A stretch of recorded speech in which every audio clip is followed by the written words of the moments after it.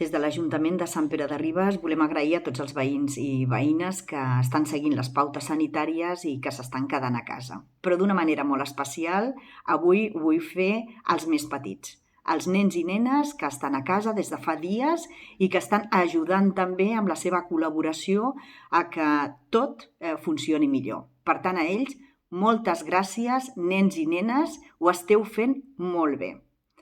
I per l'altra banda també a les mostres de solidaritat que estem rebent cada dia a l'Ajuntament, com les persones que estan cosint a casa seva mascaretes o les persones que a casa seva també amb impressora 3D estan col·laborant a fer protectors adreçats al personal sanitari dels hospitals. Ja sabem que a Sant Camil ja s'han rebut els primers protectors. Per tant, moltíssimes gràcies.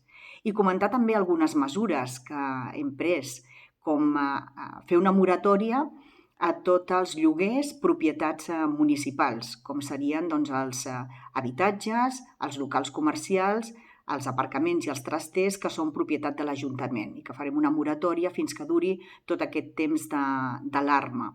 I després també hi haurà mesures flexibles per poder posar-nos al dia en aquests pagaments. Per altra banda, també estem repartint les targetes moneders a 571 infants en substitució de les beques menjador que tenien i que garantien aquest àpat a l'escola. I per tant, ara ho fem amb una altra modalitat per garantir que aquests nens i nenes també tenen aquest plat a taula cada dia.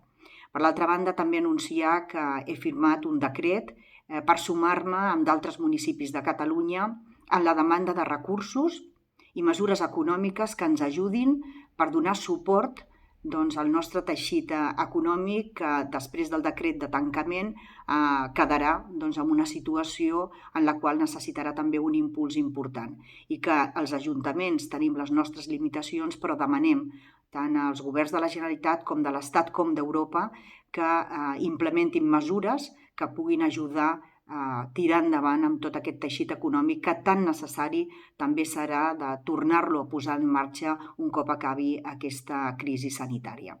I per l'altra banda, agrair també la iniciativa d'hotels del nostre municipi que s'han posat a disposició també de l'Hospital de Sant Camil per poder allotjar el personal sanitari que necessita també de les seves hores de descans i que de vegades és complicat tornar a casa després d'aquesta intensitat i d'aquesta dedicació. Teníem l'Hotel de Sitges a la seva disposició i ara també l'Hotel Palou s'ha sumat a aquesta iniciativa. Per tant, agrair a tots dos hotels la seva disposició a poder col·laborar en aquests moments de crisi.